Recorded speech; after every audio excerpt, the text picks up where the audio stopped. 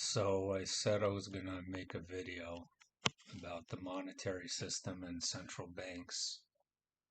That's what I'm going to do. And my latest videos have been sort of generic in their subject matter. Um, I'm just not in a spiritually intuitive mode right now whatsoever, and can't connect or be part of that sphere at the moment. So until I get back to that, uh, we'll see what happens. So here's what I think is going on. I think that the central banks, like the Federal Reserve, are basically posing as saviors to combat inflation.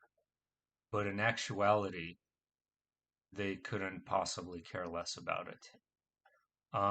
Actually, in the long run, that's what they're going to end up doing anyway. So the way it works is that you have two dynamics at play, right? If you raise overall interest rates on treasuries, that means interest rates go up everywhere throughout the banking system. Things like mortgages and everything else, which makes it harder and less affordable for the average person to borrow money, hence causing recessions. However, to raise the rates, raising rates in theory should lower inflation because there's less borrowing, hence less money supply flowing throughout the financial system. And it's something called money velocity. And if they could sort of suppress that money velocity, in theory, inflation should go down. What they have to do is raise rates in par with the inflation percentage. So our official inflation rate in the US is around 9%. Everyone knows unofficially it's 25%.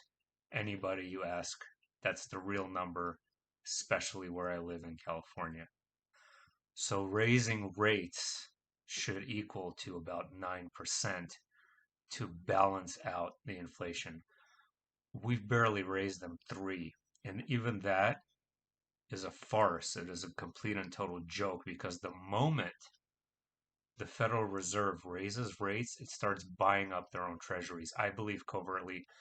There's a man called Gregory Mannarino who talks about this very subject, where there's this bizarre phenomenon that takes place where each time the Federal Reserve would raise rates by 75 basis points, for example, that's 0.75%, like they did a few weeks back.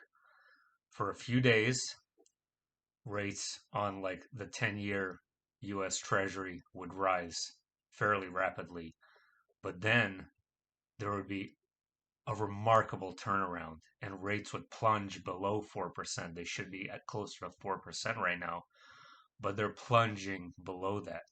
So, what might be going on is unless there's lots of investors and hedge funds buying these treasuries, which I doubt they are, it's actually the central banks themselves that are suppressing the rates.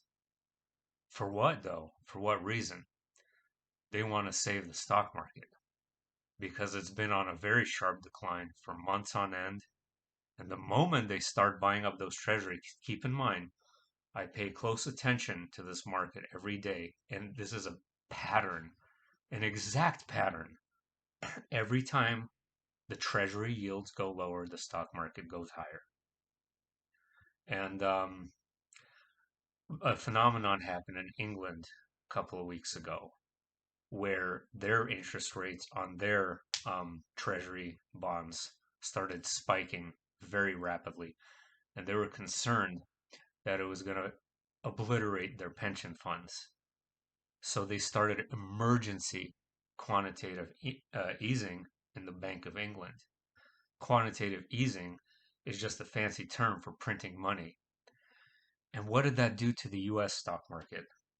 It caused this almost supernatural glee, an irrational buying pattern that lasted for quite a while. Because if the Bank of England's going to do it, then all the central banks are going to start cutting rates and they will start the quantitative easing process again. That is what I personally suspect is going to happen. I believe that these rate hikes that we've been seeing are a sort of farce. They're just for show. It's a clown show, just for person like Federal Reserve Chairman Powell, so he could sit there and pretend like he's actually doing something, while in actuality, what they really want is to make their investors and shareholders happy and the central bankers happy. So I don't have any doubts that there will come a point in the near future you're probably going to see another central bank do the same thing, start quantitative easing, printing money again, and cutting rates. And finally, we're going to do it. And what's going to happen when we're going to do it? Hyperinflation. Hyperinflation is going to happen. It does. It's not necessarily going to be something like Yugoslavia or Venezuela or something completely insane at first. It'll probably be a little bit more modest and slow paced. But once they really start printing that machine and cutting rates, I actually think they're going to bring rates back not just to zero like they were in 2020, that the interest rates on treasury yields are going to be below, they're going to be negative, meaning they're going to be handing out, banks are going to be handing out money, giving you money to take their money, basically. That is going to result in an inflation rate. Keep in mind, I'm talking about all this. I'm not a financial expert whatsoever, but I am interested in this subject. So please bear that in mind. I'm sure you could tell, obviously. This is just what I think is going to happen. Okay. So once the printing presses start, it all depends what happens in Ukraine. If nukes start flying, okay, and Third World War is officially announced, it's 500% inflation, probably overnight, because people are going to buy everything in the stores immediately once that situation unfolds. The money velocity is going to spike to unprecedented levels, and there's going to be a lot of dollars chasing a lot less goods.